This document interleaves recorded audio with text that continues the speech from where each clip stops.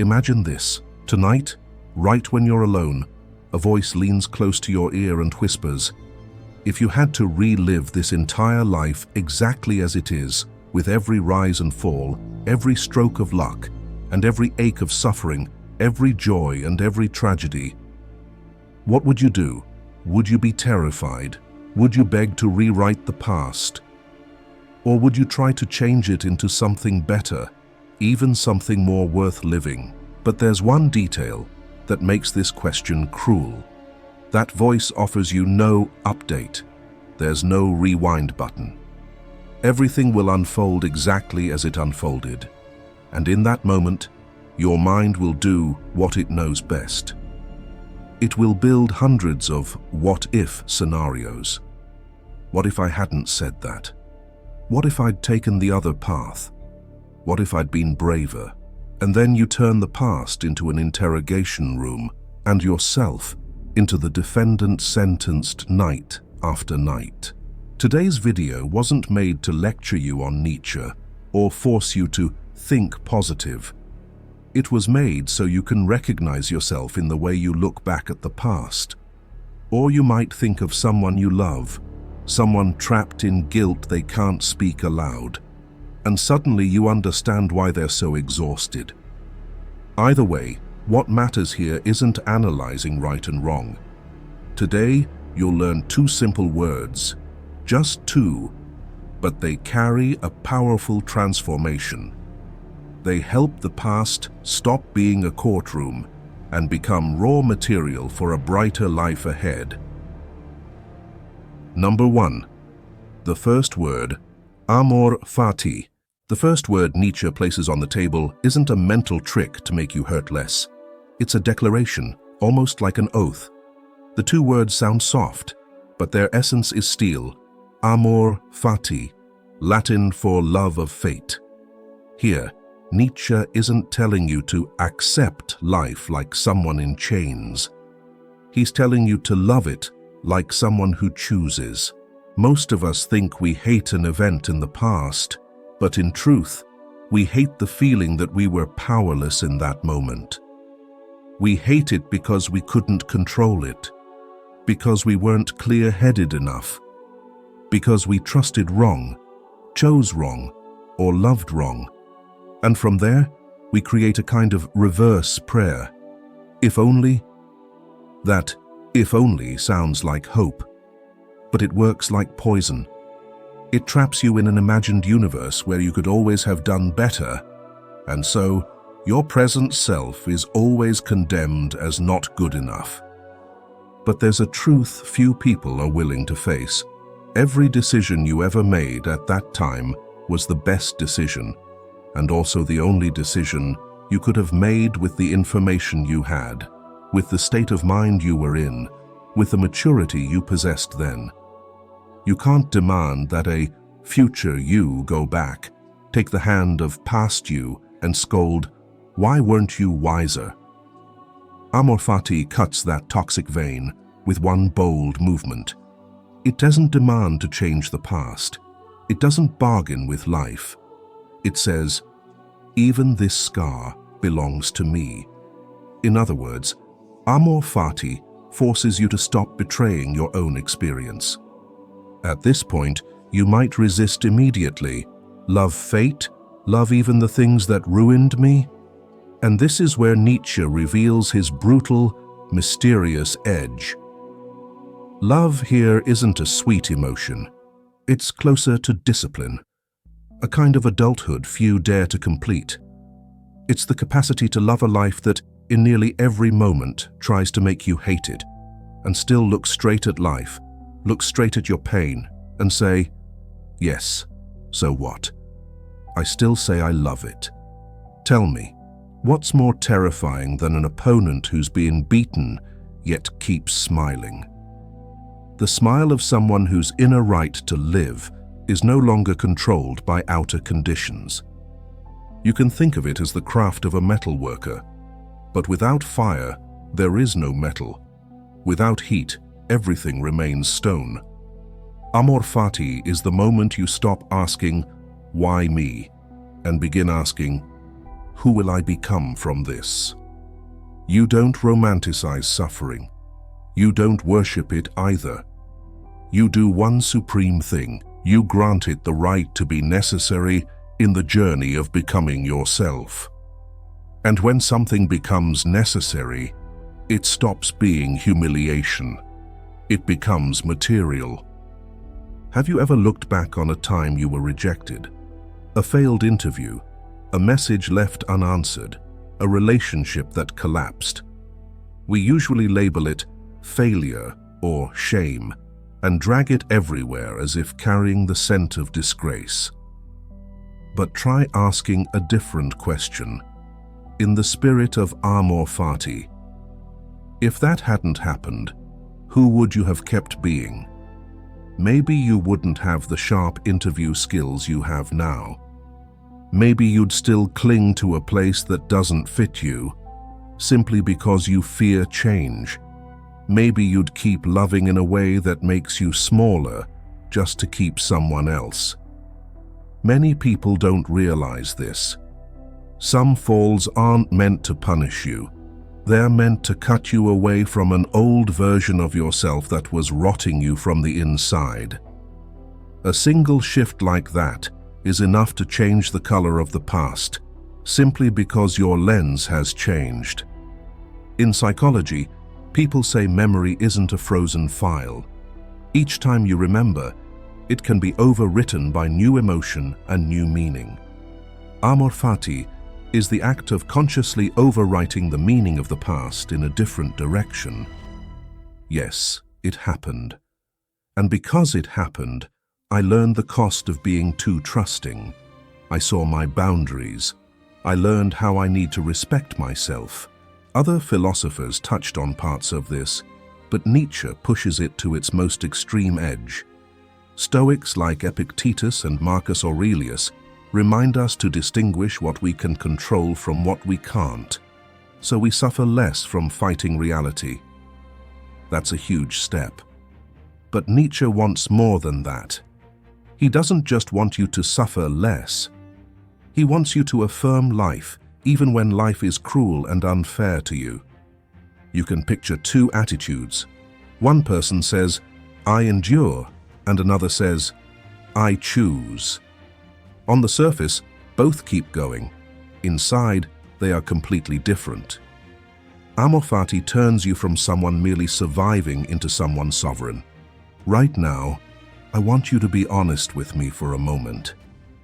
How many times have you lain in the dark, your mind replaying an old moment, asking, "If only I'd been different," until your heart felt heavy as stone? Yet the next morning, you still had to act fine, as if nothing had happened. If you have, it's okay.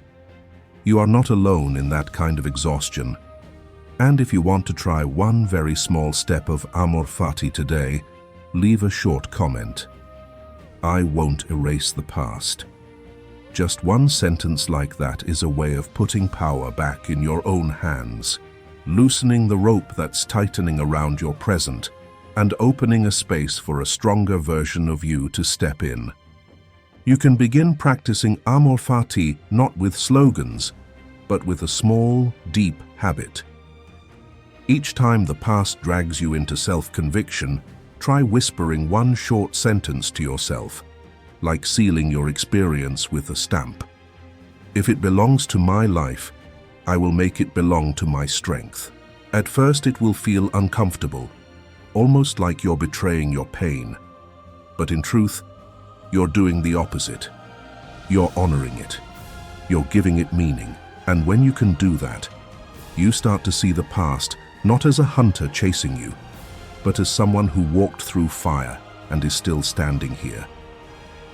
Amor Fati, in the end, is an art of living, an art of saying yes to what cannot be changed, so you can pour all your energy into the only thing that still can be changed, who you will become from now on. Number 2, why are we bound by the past? In reality, if you know you can't change the past, why does it still bind you so tightly? Why is it that things that happened long ago can still pull you backward? Just a song, a scent, a street, an offhand remark. And suddenly, your whole body tightens, your heart contracts, your throat closes, and your mind automatically plays an old scene again. This is where the hindsight illusion operates, quietly but powerfully, like a hypnotist who doesn't need your consent. It makes you believe you understand the past more clearly than the truth, and in doing so, you hand the past the power to judge your present. Nietzsche captured this self-deception in a single line. "I have done that," says my memory. "I cannot have done that," says my pride, and remains inexorable. Eventually, memory yields. The hindsight illusion lies in a deeply convincing feeling. Everything becomes too clear when you look back. When it was happening, life was chaotic, like a dark room, emotions tangled, information missing, instinct speaking, fear pulling your hand.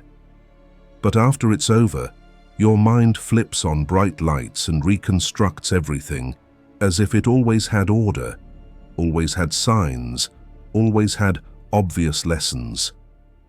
You look back at a relationship and see the red flags like neon signs and wonder how you missed them. You look back at a failed project and see every mistake as if it were written on paper from the start, and you blame yourself. What binds you isn't memory, it's the feeling that I should have known. This is the mind's most refined magic trick. It turns the past into a story with a clear plot, so you become the character guilty of failing to read the script. Nietzsche would say, that's when you let a reconstructed truth crush the lived truth. Science calls this hindsight bias. Once we know the outcome, we overestimate how well we could have predicted it from the beginning. Imagine your life like a match, and you're watching the highlight reel afterward. In highlights, everything is coherent, every pass looks intentional, and every mistake looks foolish. But you forget. On the field, the player doesn't have a bird's-eye camera angle, doesn't have a commentator announcing, "This is the turning point," doesn't have a slow-motion button. You're using the eyes of a spectator outside the game to judge someone who was inside the storm. And the more you replay it, the more you forget that you were truly in the storm then. The past, therefore, becomes a courtroom. But why does the mind like building this courtroom? Because what human beings fear most is the feeling of chaos without meaning. So the mind tries to make everything understandable, so you can believe life still follows a rule. And the easiest rule to swallow is the rule of deservedness. If something bad happened, it must be because I was wrong. It sounds backwards, but it's true. Sometimes we choose self-blame because it gives us a sense of control. But if it was a random blow from life, an irrational event, someone else changing their heart, an accident, then you must face something far more terrifying. You cannot guarantee. Nietzsche saw through this long ago. He called it the way human beings cling to old moral systems or old explanations to avoid the bare truth of existence. And when you avoid it, you pay with inner freedom. Ethan, at 25, was invited to join a major project, but he hesitated and refused out of fear of failure, and also because he didn't have enough knowledge at the time. Years later, Ethan is settled in another job with a decent income. But every time he sees the friend who joined that project receive awards, get promoted, step on stage to speak, Ethan is pulled back to the exact moment he said, "No, I'll do another project." He's haunted by the thought, "I'm a coward. I wish I'd grabbed that opportunity." And from that verdict, He begins living like someone trying to atone, constantly trying to prove he's good enough. So what do you need to see clearly in this section? That the past binds you with a kind of spell. It makes you believe you're seeing the truth. And what you need to do is change how you think about it. In other words, instead of asking, "Why did it have to be this way?" you learn to ask, "What will I do with the fact that it was this way?" From here, the path opens clearly. You need to learn how to look back without turning yourself into the defendant. And that's when we touch Nietzsche's next question. Who taught you to convict yourself like this? And what are you paying just to be called right? Number 3, resentment and the biting conscience. Nietzsche calls it repressed resentiment, the kind of feeling that doesn't dare to explode into action, so it quietly ferments into a way of seeing life. Resentment appears when a person cannot turn pain into strength, and so must turn it into doctrine. When you can't strike back, you change the rules of the game. When you can't win, you change the definition of winning. Nietzsche defines it as the mechanism by which we turn our powerlessness into a system of judgment so we can feel right. Someone who has been repeatedly looked down on will start believing that successful people are all fake. Someone who has been abandoned will start saying, "Love only makes you weak." Someone who fears losing will sit on a high horse and declare, "I don't need competition. Those things are low." Imagine someone injured in the leg who convinces themselves that walking is inferior. Noble people must sit still. Not because they truly believe it, but because if they admitted, "I want to run, but I can't," they would suffer and torment themselves. So they turn helplessness into a philosophy and begin despising those who are running. Nietzsche calls that a morality born of weakness. Jordan works at a creative company. He's talented, but he's been ignored for years because he rarely voices his opinions and stays silent in every meeting. Each time there's a big project, someone else's name is mentioned. Jordan feels sad at first, and then gradually becomes irritated and resentful. It begins to turn into a smooth, worldly-wise narrative. This company is all politics. Talented people are never recognized. Anyone who rises does it by flattering. It sounds perceptive and lucid, but it does one secret thing. It helps Jordan avoid the most painful question, "So why am I still here? What am I afraid of that keeps me from becoming like them?" That is resentment. It turns suffering into a lens. But Nietzsche points to an even deeper layer: the biting conscience. Resentment and the biting conscience often come together like two sides of the same coin. This is when your instincts, your desires, your anger, your hunger for life are not allowed to go outward, so they turn inward and tear at you. Imagine a beast trapped in a cage for too long. It cannot break out. It begins gnawing at the bars. Then it turns and gnaws at its own flesh. Human beings do the same. When you're taught that anger is bad, desire is sin, ambition is selfish, wanting to be more is wrong, you come to hate your instincts. And when you hate your instincts, you end up hating yourself.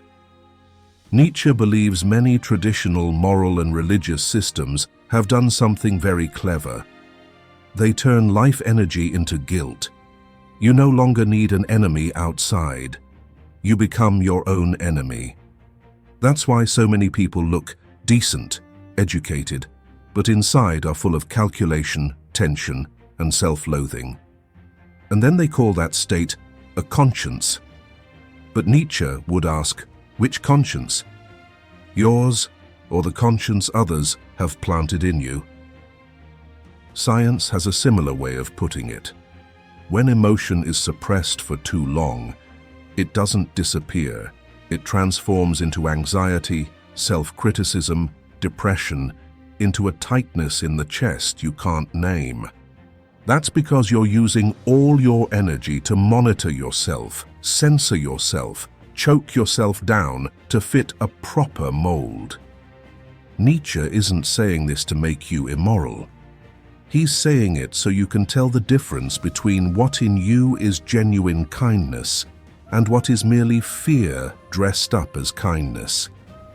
Because only when you see resentment and bad conscience clearly will you understand why you feel so exhausted even when no one is doing anything to you anymore. Only then will you understand why you can sound morally superior, yet feel hollow. And most importantly, only then do you have a chance to redirect your energy. Instead of using it to judge and tear at yourself, you can use it to create the life you truly want.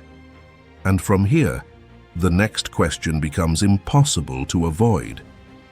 If you've been living inside a morality that makes you weaker, how do you build a value system that makes you stronger while still staying real? Thank you for walking with us through half the journey. If what you've heard has touched you, please like and subscribe, gently, like a promise that you won't abandon yourself halfway. And stay until the end, because the next part will reveal the final crucial piece. How Nietzsche turns that stuck energy into real strength, so you don't just understand, but begin to live differently. Number 4, the second word, will to power. After pointing out resentment and the biting conscience, Nietzsche throws a second word onto the table, like a key that can open a door. Will to power. When they hear power, many people flinch, thinking Nietzsche is promoting domination, stepping on others. But for Nietzsche, power first does not point outward. It points inward. It is the capacity of a living being to intensify life, to shape itself, to create values rather than merely obey values that already exist. Will to power is the moment you stop begging life to go easy on you and begin learning how to become someone who can carry life. And right here, Nietzsche quietly places another image on the table, one that becomes a lighthouse for your path. The Übermensch, the overman, not a flying superhero, but a human being who has overcome the old human inside themselves. The Übermensch is the spiritual destination of will to power, someone who dares to rewrite their value system, dares to take responsibility for their own life, dares to live by standards they create instead of borrowing them from the crowd. If Amor Fati is the posture of saying yes to what has happened, then will to power is the next answer. So from here, what will I do with my energy? Because resentment and bad conscience are currents of energy that get stuck, turn sour, and reverse into self-destruction. Will to power is Nietzsche's way of showing you how to reverse the flow. You don't need to extinguish instinct. You don't need to dull desire. You don't need to live nicely to be accepted. You learn to reorganize your energy, from judging to creating, from resentment to action, from self-tearing to self-forging. Imagine will to power as a natural force in everything alive. A tree doesn't think positive, yet it still reaches upward. It meets rock and bends its roots. It lacks sunlight and leans its body. It faces wind and thickens its bark. It doesn't ask, "Is this fair?" every time a storm hits. It does one thing. It finds ways to increase its capacity to endure and exist. When Nietzsche says nihilism is coming, he's pointing to the moment when old values collapse, when there is no longer an absolute truth, and human beings fall into a cold emptiness, living without knowing why, existing as a habit. Nihilism isn't always loud despair. Sometimes it's a prolonged dullness. You still move through life as usual, but deep inside, you no longer believe in anything big enough to lift you. And in that emptiness, people either slip into resentment, or tear at themselves, or live by other people's standards, because they have no inner compass of their own. Nietzsche writes in Thus Spoke Zarathustra, "Good and evil, and rich and poor, and high and low, and all names of values, weapons shall they be, and sounding signs, that life must again and again surpass itself. In human beings, will to power isn't just the instinct to survive, it is a deeper need to find a why to live, and then use that why as a guiding compass, so that pain, chaos, and temptations that try to pull you off course cannot keep you lost forever. Because under nihilism, what kills you isn't pain, it's meaningless pain. Your capacity to endure is very high, as long as you know what you're enduring for. When you don't have a why, you live by reflex. Anything can shake you. But when you have a why, you begin to live deliberately. You know where you are going, and you accept the price it takes to get there. The Übermensch is someone who doesn't just find a why, but dares to raise that why into a standard of living, like a private flag, not begging anyone's approval and not bowing to mediocrity either. One crucial point, for Nietzsche, power is not having more in the sense of possession. Power is being more in the sense of capacity. You can be praised and still feel empty. You can have status and still tremble when you're alone. Will to power doesn't live in the chair you sit on. It lives in whether, when life hits you, you have enough inner strength to stay standing. And where does that inner strength come from? From something very clear. Whether you are living toward an ideal image of yourself, a more creative version, one who dares to set goals, dares to pay the price, dares to take responsibility for their life instead of blaming circumstances or other people. That's also why Nietzsche despised moral systems that turn people into obedient, good, yet fragile beings. He doesn't worship violence, he worships vitality. He wants you strong enough to fail without self-destruction. In other words, will to power is the foundation of self-overcoming that Nietzsche pursued his whole life. Not overcoming others first, but overcoming your smaller self, the fearful self, the self that needs to be soothed before it dares to live. So, how does will to power affect your life directly? It demands that you rebuild your value system with one simple but frightening question. Does this make me stronger or weaker? Stronger here means endurance, clarity, the capacity to create, the courage to live truthfully. Are you begging for approval or creating value? Are you hiding behind morality to avoid acting, or acting and taking responsibility? Do you say, I don't need it, because you've transcended it, or because you're afraid you can't have it? Will to power is the most refined lie detector. It doesn't ask what you say, it asks where your energy is actually going. And at this point, you'll see why Nietzsche is dangerous to those who want to sleep inside old stories, because will to power gives you no excuses. It offers no cheap comfort. It gives you something else, far more expensive, the right to be the author of your own life. And that is the next step in this journey.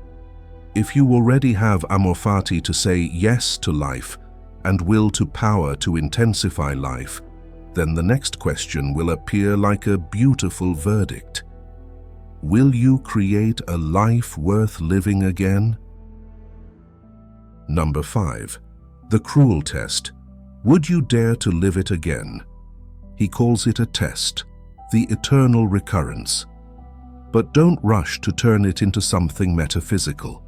For Nietzsche, it's like a mirror placed straight in front of you asking, if every moment of your life, every loss, every pain, every betrayal, down to every tiny happiness, had to repeat exactly as it was, forever, how would you respond?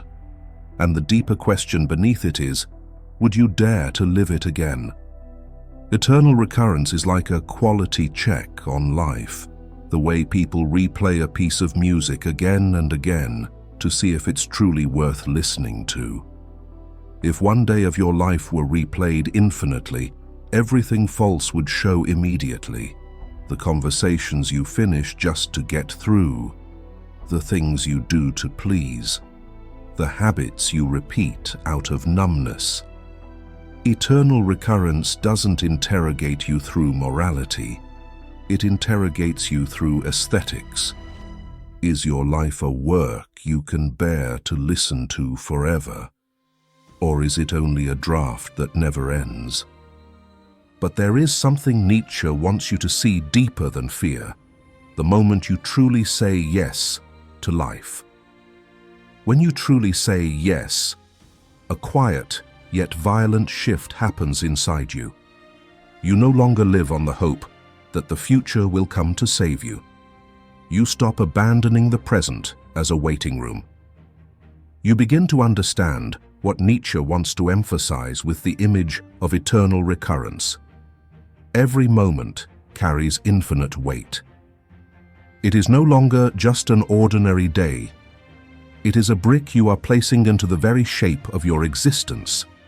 Every decision you make, every action you take, no matter how small, not only affects the present, but it also shapes the person you will become later. If this moment must repeat infinitely, then its consequences do not end in one lifetime. They stretch on forever. And so this test doesn't only ask, can you endure pain? It asks, can you endure yourself? Understand this test like this. It doesn't ask, is your life perfect? It asks, does your life belong to you? Nietzsche places eternal recurrence in front of you to measure one thing, the degree of your yes toward life. It is a test of meaning. If it must repeat, what in your life is worth repeating?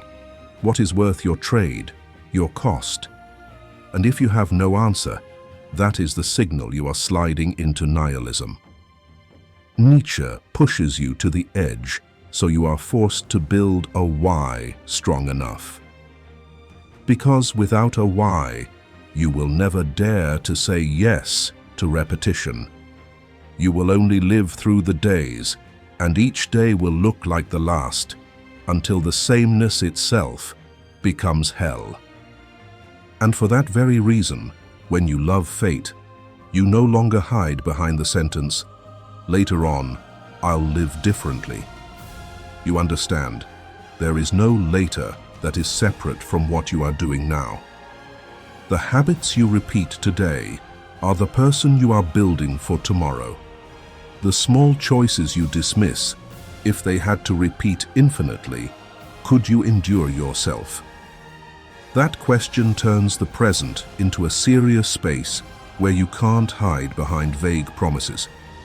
It strips the mask off just this once, because in eternity, just this once does not exist. There is only this once repeating. And that is when you begin to understand. Saying yes is a commitment. Lena, a friend of mine, has always wanted to write, to make art, but she is terrified of failure. So she promises herself, I'll wait until I'm more certain. Year after year.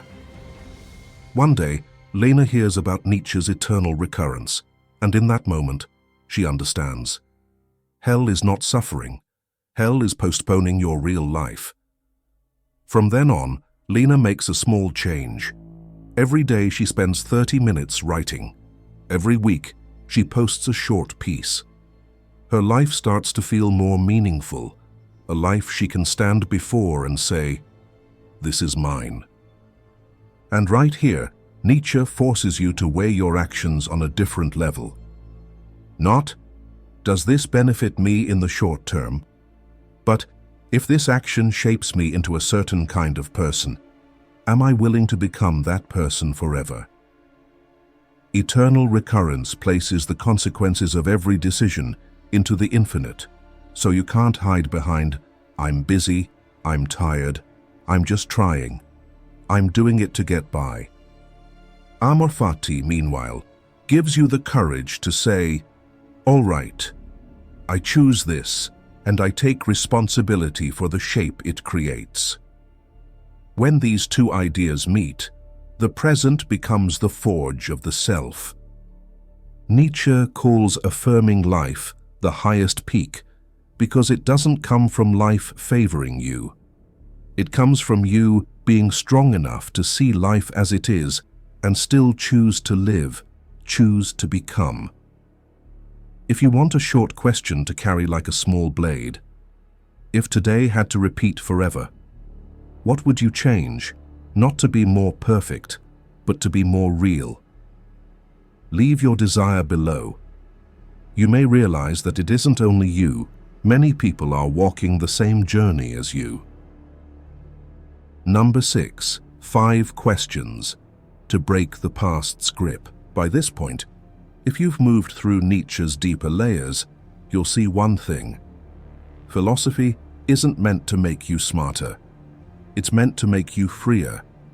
But freedom doesn't come from nodding at a beautiful idea. Freedom comes from taking that idea like a blade and cutting straight through the rope that binds you. So this part isn't advice. These are 5 questions for self-inquiry. Think of them as 5 keys. Each one opens a different lock of the past. And when you open them, you don't go back to fix the past. You go back to take back the power you mistakenly handed to it. First question. If that moment had to repeat infinitely, where would I want my response to be different? This isn't a question to blame yourself. It's a question to reveal the part of you that was passive. For example, you remember being insulted and staying silent, but this question forces you to look deeper. Where exactly would you want to respond differently? Maybe you don't want to argue. Maybe you only want to say one simple sentence. Don't speak to me like that. When you can name what needs to change, you shift from regret to a new shape. The brain works this way too. It changes best when you specify behavior instead of chewing on emotion. Second question. What am I gaining by holding on to this regret? It sounds cruel, but this is where you truly see yourself. Because some pains stay, not because they are powerful, but because they are useful in a secret way. Regret sometimes gives you a sense of control. If I was wrong, then next time I can avoid it. It can also give you an excuse not to try again. I've failed before, so I won't. Or it can grant you a moral certificate. I hurt because I'm good. Nietzsche calls that morality in disguise, a form of self-punishment that helps you feel right. When you see that hidden gain, regret begins to lose its power. Third question. If I stopped convicting myself, what would I have to do that I'm afraid of? This question goes straight to will, to power. Sometimes you don't dare forgive yourself, not because you're too strict, but because once you forgive yourself, you'll have no reason to stay safe. For example, someone keeps tormenting themselves with, "I chose the wrong major." Look deeper, and you'll see. What they fear isn't the past. They fear the present, starting over, learning from scratch, being judged for being late, and disappointing family. When you can answer this question, you begin stepping into freedom. Fourth question. From this event, what value do I want to create for my life? This is where Nietzsche pulls you out of nihilism. Nihilism says, everything is meaningless. Nietzsche replies, then create it. This question doesn't force you to thank your pain. It only demands that you don't let pain be the one writing the law. You are the one who assigns value to your life. You decide what quality this event will produce: courage, clarity, truthfulness, or compassion. And the moment you name a specific value, memory begins shifting from cruel to meaningful. Fifth question. If I met the version of myself from that day, what would I say to help them stand up, not to make them feel ashamed? This question strikes at the biting conscience. Nietzsche wants you to be fair to yourself. Imagine stepping into a room and seeing your younger self sitting with their head bowed. What would you say? You're stupid? Or you did your best with what you had? This question doesn't turn you into a victim. It turns you into an adult. And when you can speak a supportive sentence, you cut off the inner source of self-destruction. Now, don't try to answer all 5 questions in one sitting like homework. Choose the one that hits your chest the hardest and write your answer very briefly. 1 line is enough, because the moment you write it, you shift from passive to active. If you want me to suggest deeper practices, comment a number from 1 to 5, along with 1 sentence about your situation, and I'll help you turn it into a turning point in Nietzsche's spirit. No sugarcoating, no avoidance, yet strong enough for you to say 1 final word to your life. Yes. There's one thing I want you to carry after this video, not as a quote to post on a story, but like a small flame to keep you warm inside. You don't need a clean past to deserve a beautiful life. When you stop beating yourself with old reels, a space opens up, and in that space, for the first time, you can hear your own voice clearly. The voice that wants to live truthfully, to walk in the right direction, to grow up without self-destruction.